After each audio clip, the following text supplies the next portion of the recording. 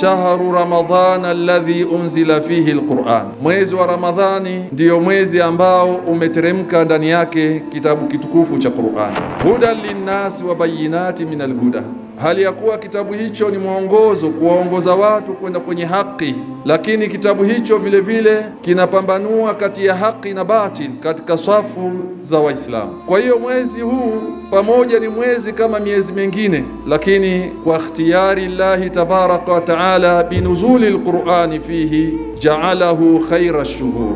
Lakini Allah tabaraka wa taala kwa kuchagua kwake mwezi huu mtukufu wa Ramadhani kuteremka kitabu hiki kitukufu kimeupandisha chati mwezi huu, bali mwezi huu umekuwa bora katika miezi bora ambayo Allah tabaraka wa taala ameiumba na kuiweka katika ulimwengu. Tuko ndani ya mwezi mtukufu wa Ramadhani, neematani iltaqayatani, neema mbili zimekutana, neematul Qur'an wa neematu shahri Ramadhan. Qur'ani ni neema kwa umma huu wa shahru Ramadhani neema fi hadhihi al-umma, neema mbili zimekutana. Muislamu yatakiwa utumie fursa hii. Ukiangalia katika neema ya Qur'ani, almahiru bilqur'an ma'a safarati alkirami albarara, anasema yule bingwa wa kuisoma Qur'ani vizuri, mtu huyo itakuwa amezongwa kwa kuombewa na malaika wengi, wanamtakia istighfari malaika wema kwa sababu ya kukisoma kitabu cha Allah tabaraka wa taala. Sasa chukulia, hii ni kwa wakati wote ukifanya hivyo, iwe ni Ramadhani, nje ya Ramadhani. Walladhi yaqra'u alqur'ana wa yatata'u fihi wa huwa alayhi shaqqa, lakini yule ambaye atasoma Qur'ani anapata usumbufu,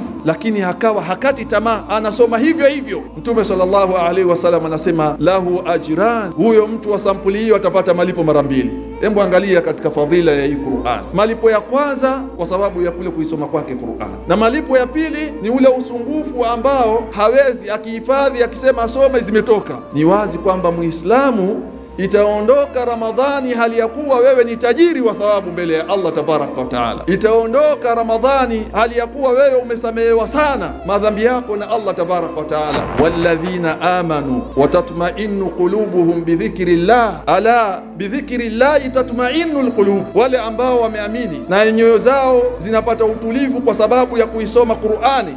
Elewa kwamba utulivu wa nyoyo unakuja kwa sababu ya kuisoma Qur'an. Vivyo hivyo huwezi kushikamana na kitabu cha Allah Qur'ani wewe usiwe na baraka, usiwe na khairi, haiwezekani. Angalieni wale waliohifadhi vitabu vya Allah, angalieni wale wanaosimamia masala ya Qur'ani, waangalieni utulivu wao na baraka zao. Yawezekana hawana chochote lakini wana baraka katika maisha yao na nyenendo zao. Kitabun anzalnahu ilaika mubarakun, hiki ni kitabu tumekiteremsha kwako wewe Muhammad, kina baraka. Maana yake na mwenye kushikamana nacho naye pia atabarikiwa, atapata khairi nyingi. Jibril ni sayyidul malaika, limadha? Liannahu kana yanzilu bilwahyi ila anbiya ilahi azza wa jalla, amekuwa kiongozi kwa sababu alipewa jukumu la kuteremsha wahi. Vitabu vya Allah vinateremka kupitia yeye kwa mitume. Simama wewe kama Muislamu kukisoma kitabu hiki, hasa kwenye mwezi huu wenye baraka.